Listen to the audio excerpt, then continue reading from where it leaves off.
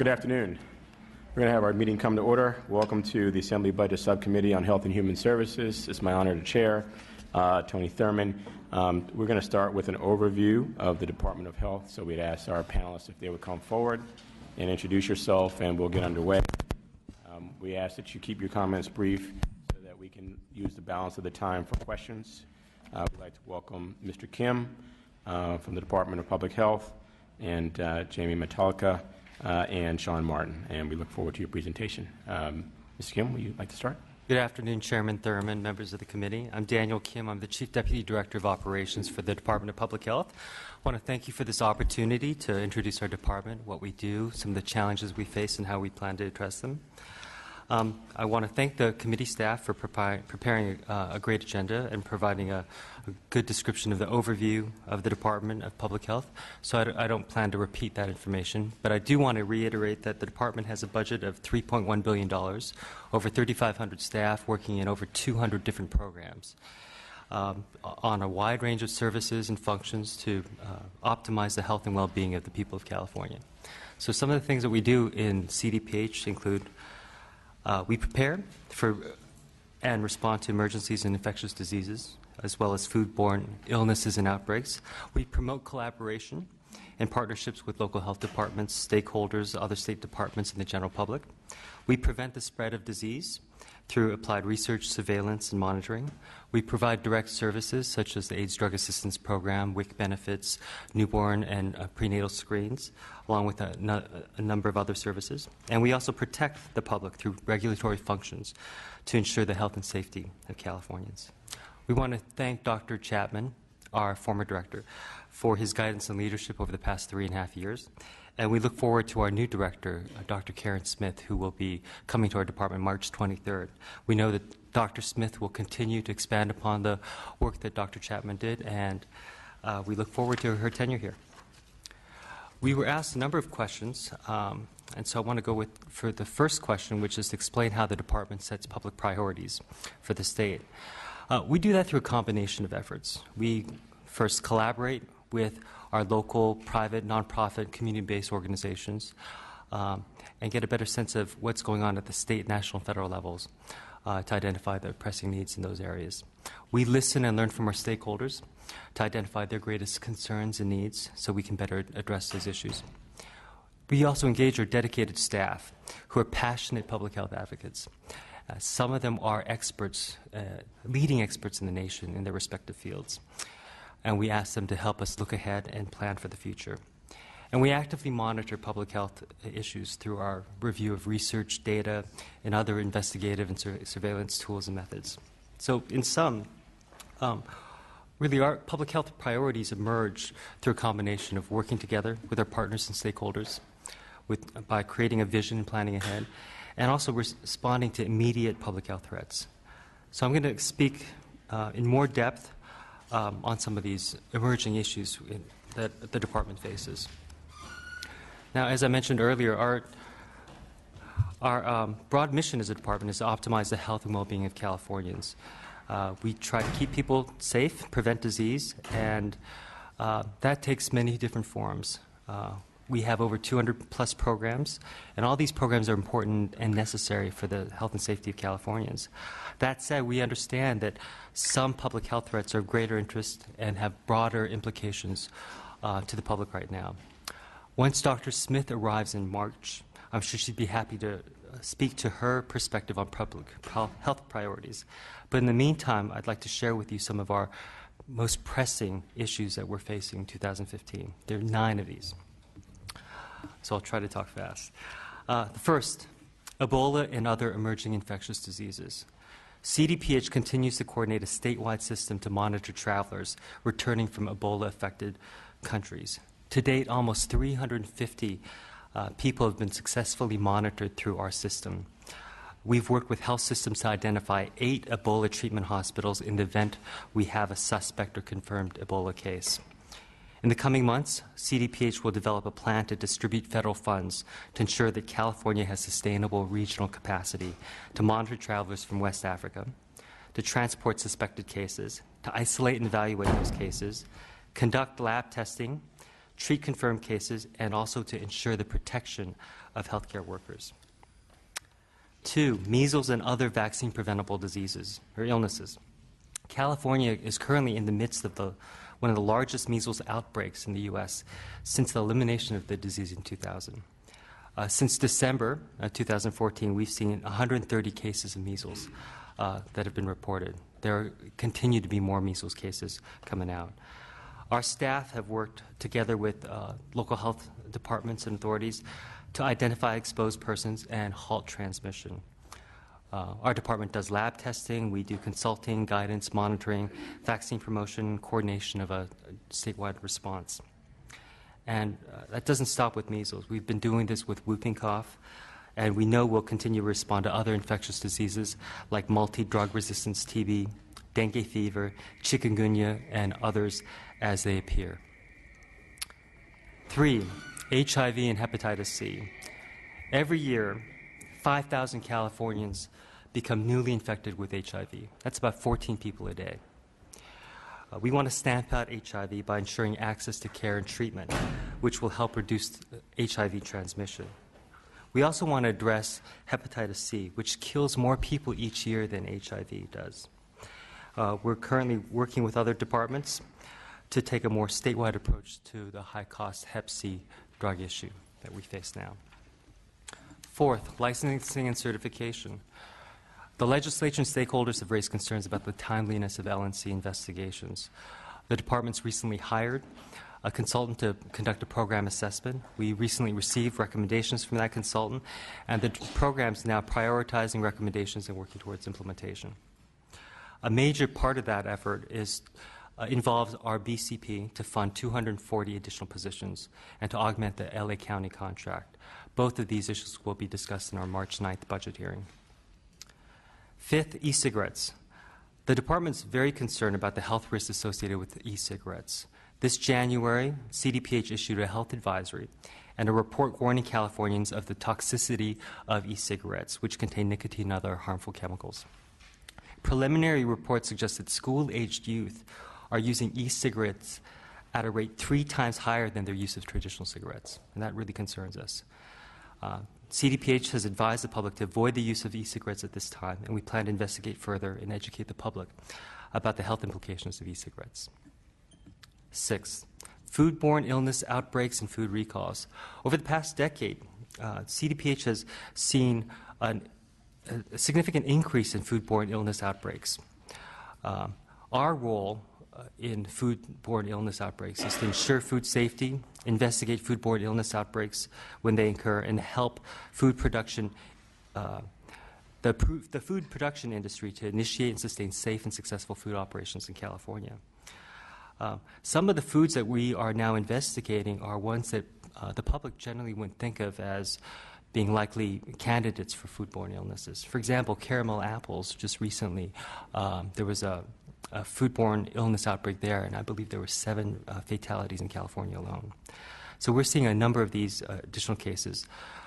We're working with the federal FDA to develop the California Food Emergency Response Team. That's a joint federal-state team. Can I interrupt real quick with just a quick question? Mr. Jones, he's going to go a few more minutes. Can we hold our questions until afterwards? Sure. Okay, thank you. We've developed a joint federal-state investigative team, which now serves as a model for the nation. 7th, healthy mothers and babies. CDPH is committed to helping children get off to the healthiest start possible. We are pioneers in best practices in reproductive and infant health. For example, our newborn screen has tests almost all babies for a myriad of genetic diseases, thus saving millions of dollars each year through our early detection and intervention efforts. We plan to take our efforts to the next level through new screening methods and greater collaboration with researchers. We've also piloted our California Home Visiting Program, which supports first-time at-risk mothers so their children can get off to a better start. Our data collection system, again, has been a national model. We've worked together with local health departments, academia, providers, to lower the rates of elective C-section, preterm births, and infant mortality. And as a result of our efforts, California has met the national 2020 birth rate goal, premature birth rate goal, a full 8 years ahead of schedule, becoming one of only 6 states to receive an A grade by the March of Dimes. Eighth, the department is advancing public health policies and practices. We continue to look ahead to see how we can optimize health. We have taken a leadership role with the governor's Let's Get Healthy California initiative, which is tasked with improving health, controlling healthcare costs, promoting personal responsibility for individual health, and advancing health equity to make California the healthiest state in the nation by 2020. The department is the lead in developing the Let's Get Healthy California website, which will enable the public to see the progress made in various health indicators, showcase local best practices, and provide a forum for health information. The department also serves as a convener on a number of different cross-cutting issues that required a coordinated effort to effect change. We're leading the prescription drug overdose work group, comprised of several state departments, along with some boards, to identify ways to raise awareness on the problems associated with prescription drugs, to reduce the rate of prescription drug overdoses and overusage. Through our California Wellness Plan, we're also partnering with state, local level governments and providers and communities to create healthier environments and improve the quality of clinical and community care. And through our Office of Health Equity, we look for ways to collaborate internally and externally to better address health disparities. Ninth, and the last major issue that we're tackling right now is open data and transparency. We've been a real leader as a department in promoting open data. Through our nationally recognized open data portal, the department's provided public access to various public health data sets. Our intent is to help the public harness publicly available health data so it can make more informed decisions at the personal and community level. So these are some of the major issues that CDPH is working on in 2015, but they're by no means representative of all the challenges and opportunities we face as a department. I was also asked to describe the department's public health accreditation process, what it is and why it is of value to the department. The Public Health Accreditation Board is a program jointly sponsored and supported by the Federal Centers for Disease Control and Prevention and the Robert Wood Johnson Foundation, which administers the accreditation process. Accreditation process measures a health department's performance against a set of nationally recognized standards. The goals of accreditation include improving and protecting the health of the public by advancing quality and performance of public health departments. To receive accreditation, a health department must undergo a very rigorous peer-reviewed assessment process to ensure that we meet or exceed a set of quality standards and measures. We embarked on our accreditation efforts in 2012. We submitted over 1,100 documents totaling over 19,000 pages of evidence to demonstrate that we achieved all 105 measures of quality. In December 2014, the department became just the 7th state department awarded accreditation. The FAB site reviewers applauded the department, and I quote, for demonstrating exemplary performance across the entire framework of FAB standards. The department's programs and strategies serve as national models.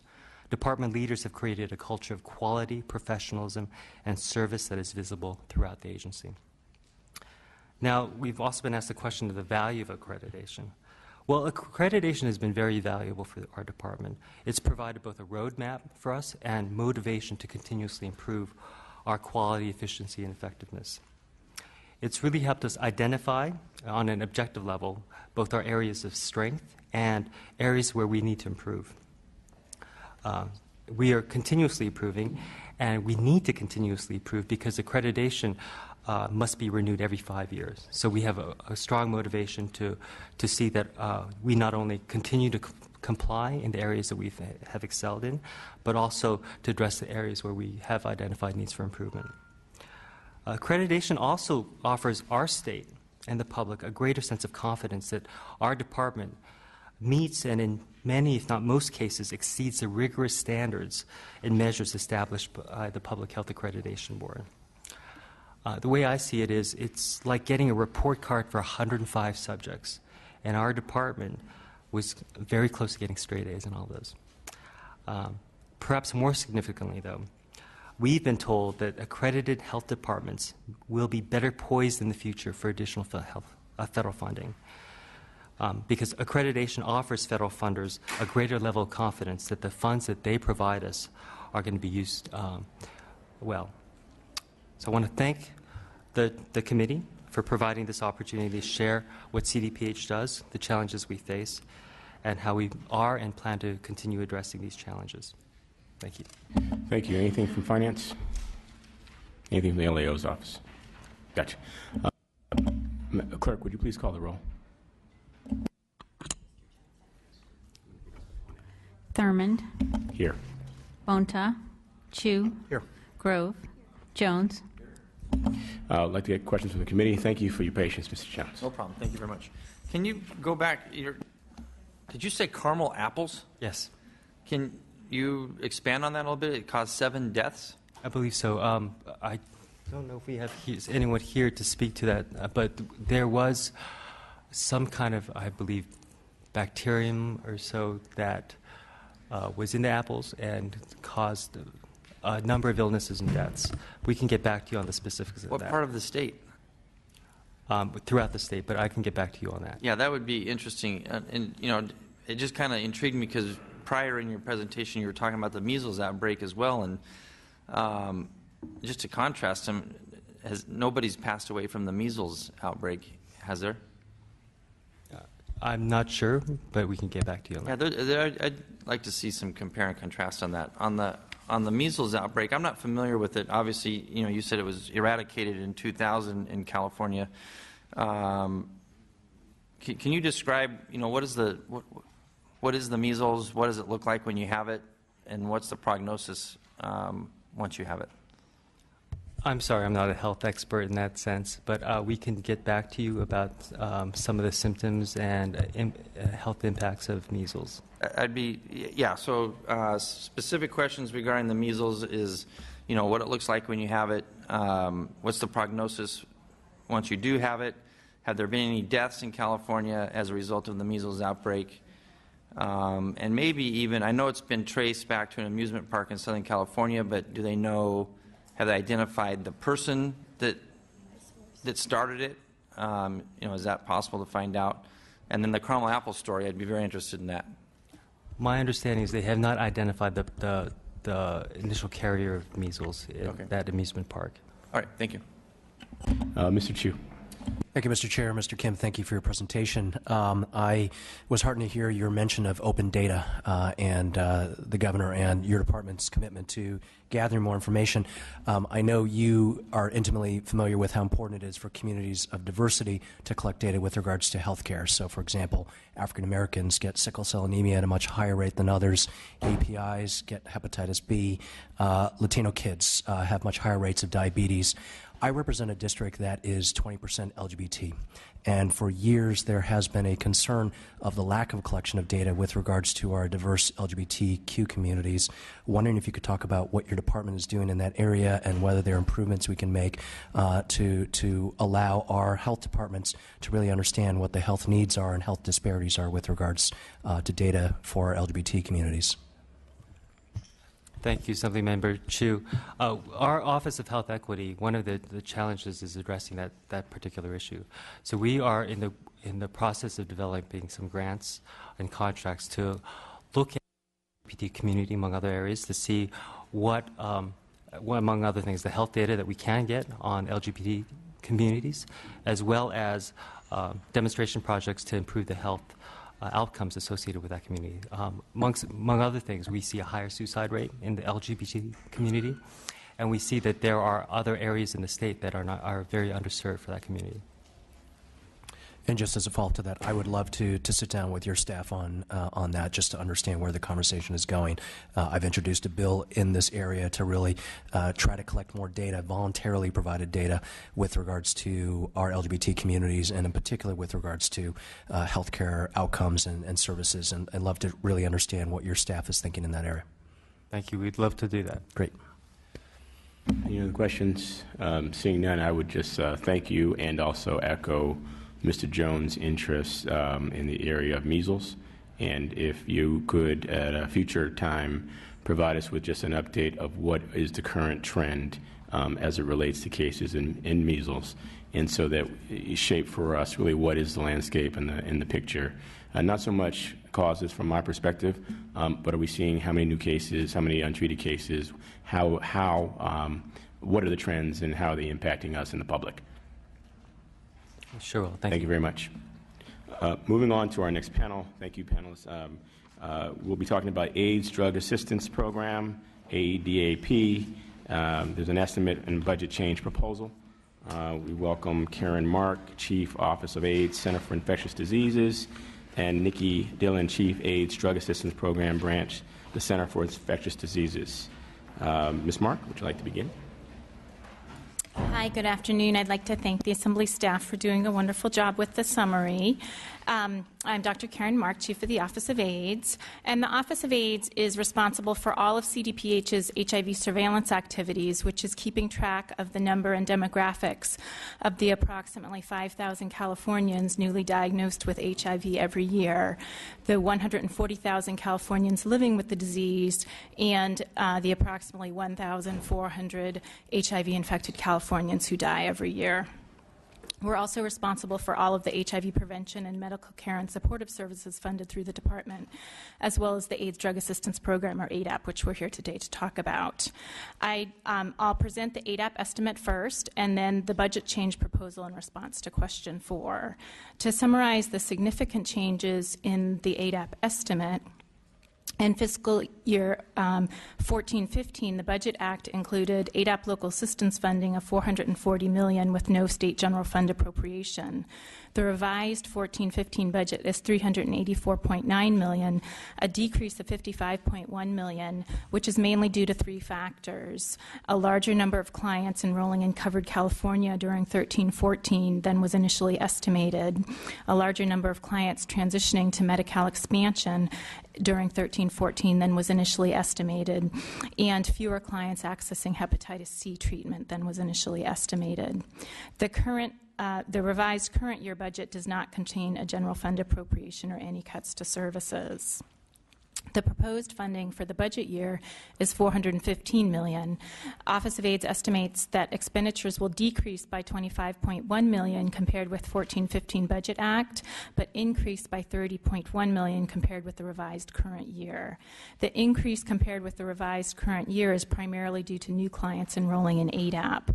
Clients will continue to transition from ADAP to paying the full cost of their medications to Covered California and Medi-Cal expansion in 15-16. However, the Office of AIDS expects that the number of clients leaving or changing client groups will stabilize and that client caseloads will again increase because of people being newly diagnosed with HIV.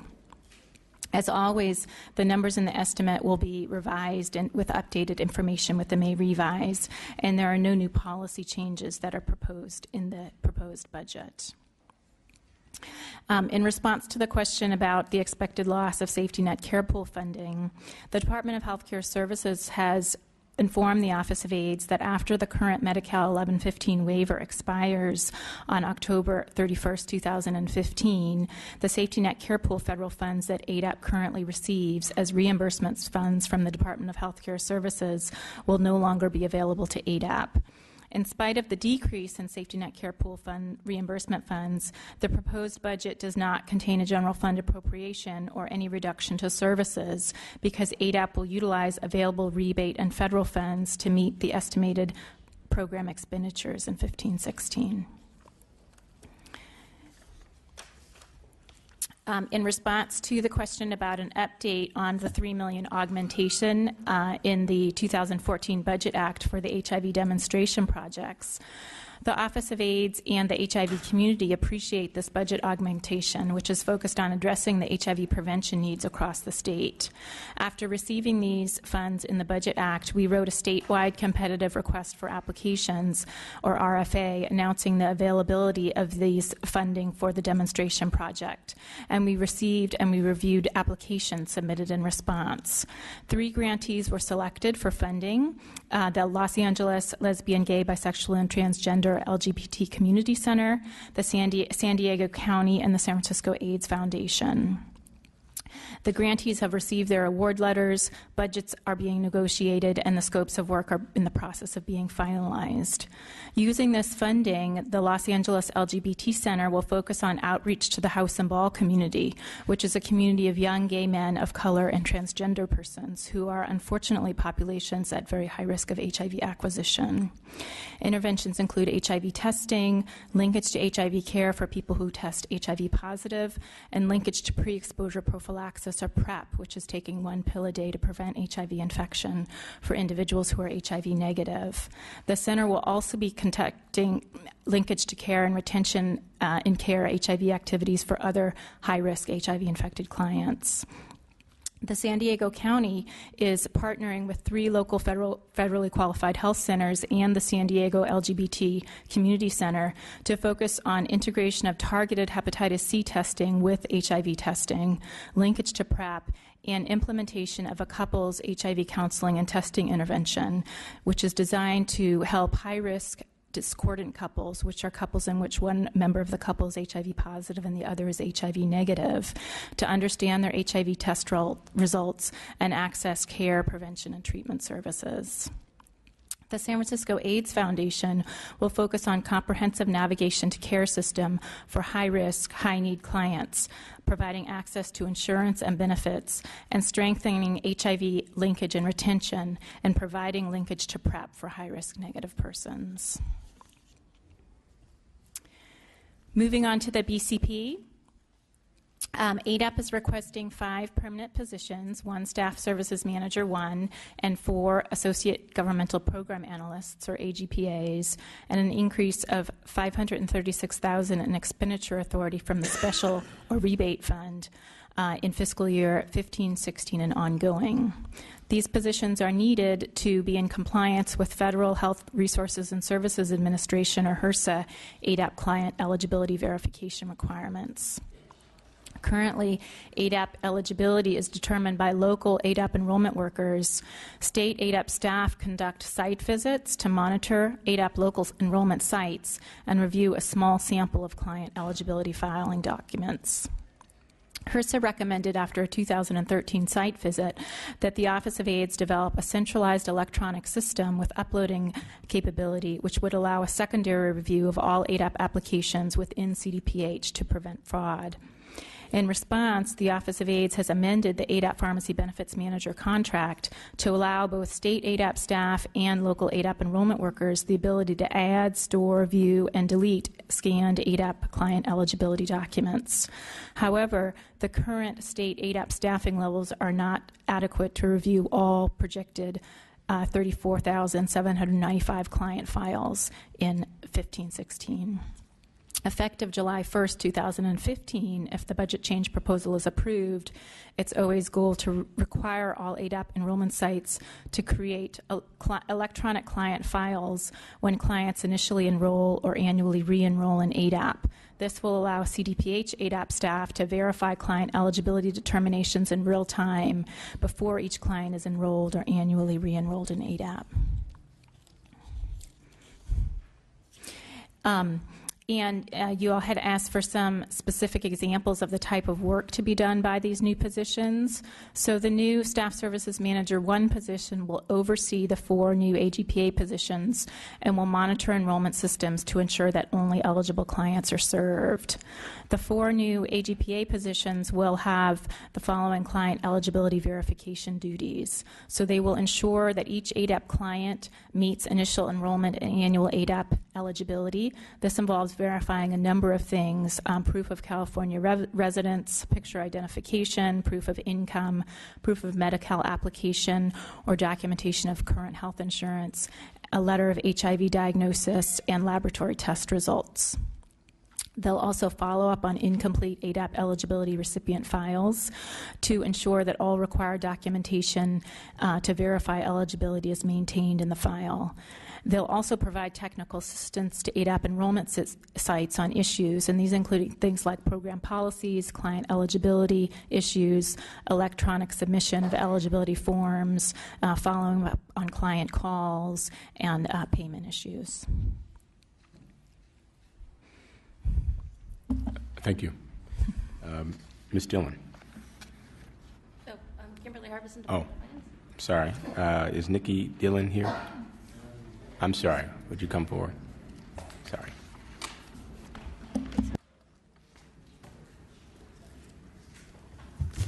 We kind of did it together.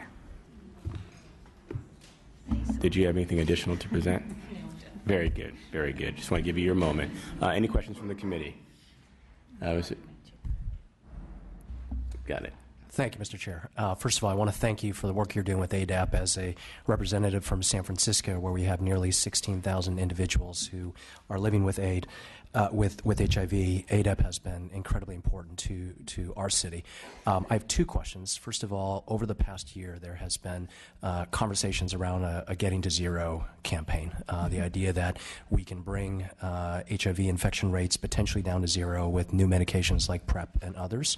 Want to get your sense on what is your staff's perspective on these new developments and how the state plans to consider what's happening at the local level in these areas.